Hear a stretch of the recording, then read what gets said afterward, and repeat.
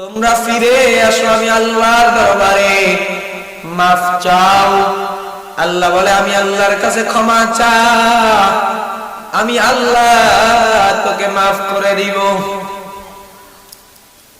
আমি যে হাদিস পাঠ করেছি, নবীজি হাদিস শরীফের ভিতরে বলেন, আত-তাইবু মিনাজ যামবি কামান লা যামবা লা, বলে তওবাকারী কেমন, বলে তওবা করনে ওয়ালা ব্যক্তি এই রূপ যেন সে কোনদিন গুনাহ করে না। এত তওবার এত দাম।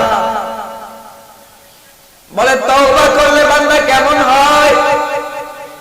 একজন শিশু সন্তান মায়ের পেট থেকে যখন ভূমিষ্ঠ হয়, তখন যেমন বান্দার কোনো ওই শিশু সন্তানের কোনো গুনাহ থাকে না, বলে তওবা করনে ওয়ালা ওই বান্দারও আমলনামায় আর কোনো গুনাহ থাকে না। নেক আমলের দ্বারা সগীরা গুনাহগুলো মাফ হয়ে যায়, নেক আমল করার দ্বারা সগীরা গুনাহগুলো মাফ হয়ে যায়, ছোট গুনাহগুলো মাফ হয়ে যায়। কিন্তু কবিরা গুনাহ যেটা, সেটা তাওবা ব্যতীত মাফ করা হয় না। সেটা যখন বান্দা তাওবা করে ফিরে আসে আল্লাহর কাছে রুজু হয়, আর জীবনে এই গুনাহ করব না, তখন আল্লাহ তাআলা ওই বান্দার কবিরা গুনাহ মাফ করিয়া দেন।